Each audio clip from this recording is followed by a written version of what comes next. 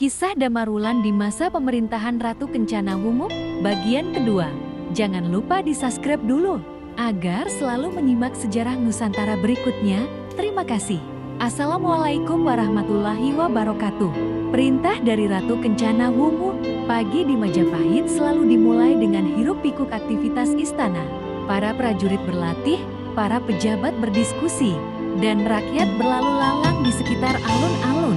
Namun, pagi itu, suasana di dalam istana terasa lebih tegang dari biasanya.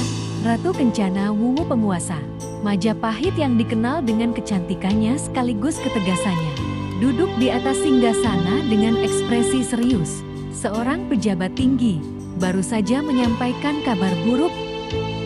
Blambangan memberontak. Menak Jingga, ancaman dari timur.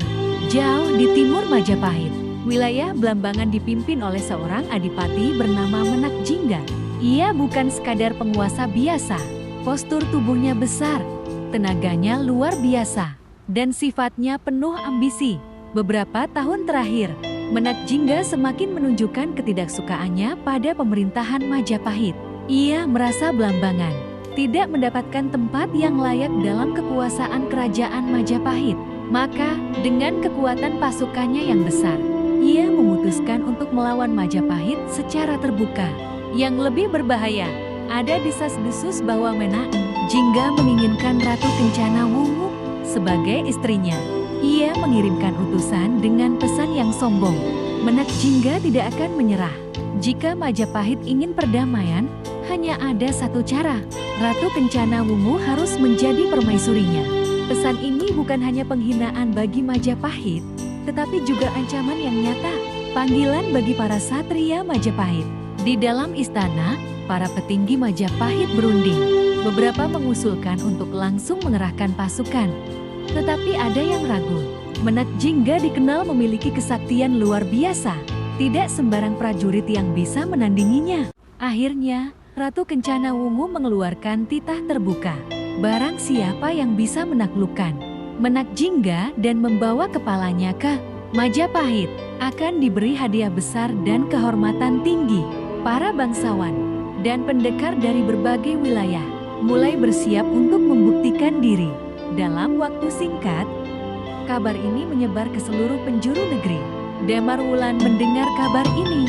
Di Kepatihan Logander, kabar ini juga sampai ke telinga Damarwulan. Ia mendengar para pejabat membicarakannya di sudut-sudut istana, mendengar para prajurit mendiskusikan peluang mereka. Namun, yang lebih menarik perhatiannya adalah reaksi Layang Sita dan Layang Kumitir. "Aku yakin Ratu akan memilih kita untuk tugas ini," kata Layang Sita dengan penuh percaya diri. "Tentu saja, siapa lagi yang lebih pantas?" sahut Layang Kumitir. Damarwulan diam. Ia tahu dirinya hanya seorang abdi. Tidak ada yang akan menganggapnya sebagai pilihan. Tapi jauh di dalam hatinya, ia merasa seolah ada sesuatu yang menuntunnya ke arah peristiwa ini. Malam itu, saat ia sedang merawat kuda di kandang belakang, seseorang datang menghampirinya. Anjasmara.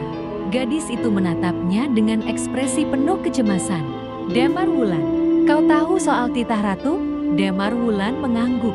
Semua orang membicarakannya. Anjasmara ragu sejenak, lalu berkata dengan suara pelan, "Aku mendengar ayahku berbicara dengan beberapa pejabat. Mereka ingin mengutus Layang Sita dan Layang Kumitir untuk menghadapi Menak Jingga." Damarwulan tak terkejut. Itu adalah hal yang sudah ia duga. Namun, Anjasmara melanjutkan dengan nada lebih serius. "Tapi aku khawatir, mereka terlalu sombong. Menak Jingga bukan lawan biasa." Ia menatap Damarwulan dalam-dalam. "Aku tidak tahu kenapa, tapi aku merasa hanya kau yang bisa melakukannya." Kata-kata itu membuat dada Damarwulan bergetar. Bukan karena pujian, tetapi karena di dalam hatinya, ia merasakan hal yang sama. Ia sadar, ini bukan hanya tentang Majapahit.